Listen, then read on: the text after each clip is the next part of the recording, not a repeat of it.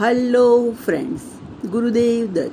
હું અર્ચના જાની ગાયત્રી જ્યોતિષ કાર્યાલયમાં આપ સૌનું સ્વાગત કરું છું. જી હા ફ્રેન્ડ્સ, આજનો મારો વિષય છે સ્મૃતિ ઈરાની. સૌથી પહેલાં તો અત્યારે જોવા જઈએ છીએ તો રાયબરેલી અને અમેઠીની સીટ વચ્ચે કાલ રાતથી ખૂબ જ સસ્પેન્સ ચાલી રહ્યું હતું. ઘણા વ્યુઅર્સના કોલ આવતા હતા કે શું સ્મૃતિ ઈરાનીની સામે રાહુલ ગાંધી ઊભા રહેશે? તો મેં કીધું હતું કે ના, રાહુલ ગાંધી તો નહીં ઊભા રહે. બીજો ક્વેશ્ચન હતો કે શું પ્રિયંકા ગાંધી રાયબરેલીથી ચૂંટણી લડશે? તો ના, પ્રિયંકા ગાંધી પણ રાયબરેલીથી ચૂંટણી નહોતા લડવાના. એ એક સારા સમયની રાહ જોઈ રહ્યા છે. તો સૌથી પહેલાં સસ્પેન્સ કેમ હતું? તો એનું કારણ એ છે કે સૌથી પહેલાં અત્યારે જોવા જઈએ છીએ તો ભાજપનું તરફ લોકોનો જોક વધારે છે, એટલે કે કોંગ્રેસ હારવાની છે અને ભાજપ ઘણા સારા વોટથી 405 જાય એવી શક્યતા છે. એટલે રાહુલ ગાંધી માટે એક સેફ સીટ શોધાતી હતી અને એની અંદર રાહુલ ગાંધી પોતે વાયનાડથી લડી લીધું છે અને હવે જો એ પોતે અમેઠીમાં જાય તો એ પોતાને કેનવાસિંગ કરવાનો મોકો મળે એમ હતો નહીં.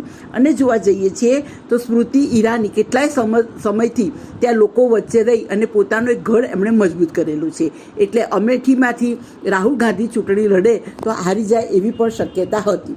અને તેમના માટે જો સેફ સીટ જોવા જઈએ તો એ રાયબરેલી જ હતી, કારણ કે પહેલાં જોવા જઈએ છીએ તો સોનિયા ગાંધીએ અમેઠી પણ રાહુલ ગાંધી માટે છોડી હતી અને અત્યારે રાયબરેલી પણ કોંગ્રેસ પરિવાર માટે એક સેફ સીટ છે અને એ રાહુલ ગાંધી ત્યાંથી લડે એવું પોતે સોનિયા ગાંધી પણ ઈચ્છી રહ્યા હતા. અને પ્રિયંકા ગાંધી પણ એક સપોર્ટ કરી અને પોતાના ભાઈને અને દેશનું પોતાનું જે કોંગ્રેસનું પ્રભુત્વ છે એ જાળવી રાખવા માટે એક પાછળથી વર્ક કરી રહ્યા છે. પ્રિયંકા ગાંધીનું વ્યક્તિત્વ બિલકુલ ઇન્દિરા ગાંધી જેવું છે. એટલે જ્યારે પણ એ રાજકારણમાં ઝુકાવશે તો સૌથી પહેલાં તો એમના ભાઈના કરતાં પણ એ આગળ જ નીકળી જવાના છે એવું કોંગ્રેસ સત્તા પોતે જાણે છે અને પ્રિયંકા ગાંધી અને રાહુલ ગાંધી પણ આ વસ્તુથી વાકેફ છે. તો સૌથી પહેલાં હવે જોઈશું તો સ્મૃતિ ઈરાની. તો સ્મૃતિ ઈરાનીનો જન્મ 23/3/1972 બપોરે 12 વાગે અને દિલ્હી થયેલો છે. તો આ કુંડલી પ્રમાણે જોઈએ છે તો એમનું મિથુન લગ્ન બની રહેલું છે.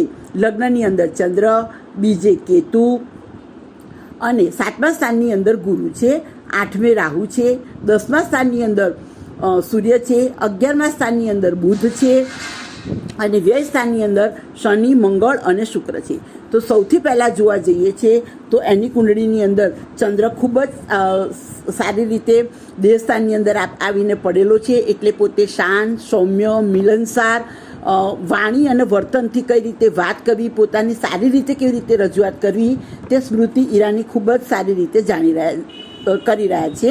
એ સિવાય જોઈએ તો 10મા સ્થાનની અંદર સૂર્ય અને બુધનો બુધાદિત્ય યોગ બનેલો છે અને ગુરુ પણ 7મ સ્થાનમાં બેસી સ્વગૃહી હંસ નામનો યોગ કરી રહેલો છે. એટલે કે એમની કુંડલી જોવા જઈએ તો એસ્ટ્રોલોજીની દ્રષ્ટિએ ખૂબ જ સારી અને પાવરફુલ કુંડલી છે એવું કહી શકાય. એટલે કે આ વ્યક્તિ પોતે શૂન્યમાંથી સર્જન કરે તો એમની આગળની હિસ્ટ્રી તો આપણે બધાને ખબર જ છે કે પોતે સેલ્ફ મેડ લેડી છે અને લાઈફમાં કેટલા સંઘર્ષ પછી એ પોતે આગળ આવેલા છે.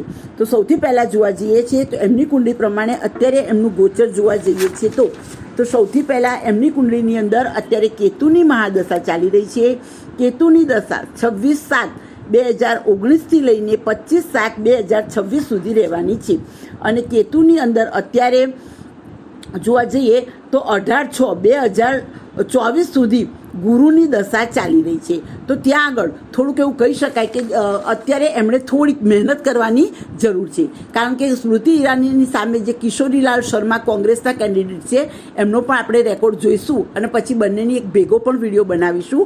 પણ અત્યારે જોવા જઈએ તો અમેઠીની અંદર પણ કાંટાની ટક્કર થવાની છે, પરંતુ એવું કહી શકાય કે સ્મૃતિ ઈરાની આ હરીફાઈમાં જીતે એવી ઘણી બધી શક્યતાઓ રહેલી છે. પરંતુ આગળ જતાં જ્યારે 30/3/2025થી શનિ મહારાજ ચેન્જ થઈ અને મીનમાં જશે તો એ વખતનો સમય થોડોક એમને સાચવવાનો રહેશે. ત્યાં આગળ એમને કોઈ કોર્ટ લિટિગેશન થવું, જાહેરમાં માન પ્રતિષ્ઠાની હાનિ થવી, ખુદને પણ પેટનો પ્રોબ્લેમ થવો, પોતાના પતિને પણ પેટની કોઈ હેલ્થ ઇસ્યુ થઈ શકે છે. એ સિવાય સ્લીપ થઈને હાથ અને પગ ભાગવો એવા પણ યોગો બનેલા છે. એટલે કે 28/7 2025થી 25/7/2026 સુધીનો સમય સ્મૃતિ ઈરાનીએ સાચવવા જેવો આવશે. અને અત્યારે પણ પોતે બોલવામાં વાણી અને વિવેક રાખવો, અને જે પણ પોતે કોઈ વચન આપે છે જનતાને, એ વચન સારી રીતે પાર કરવું અને એ વચન પૂર્ણ કરવું. એટલે કે કર્મનિષ્ઠ બની અને અત્યારે પોતાને જેમ અર્જુનને એની આંખ જ દેખાતી હતી, એવી જ રીતે પોતાના લક્ષ્યવેધ સાથે અમેઠીની અંદર એમણે ઝુકાવવું જોઈએ અને પોતે વિજયી થશે. પણ હરીફાઈ તો ટક્કરની રહેવાની છે.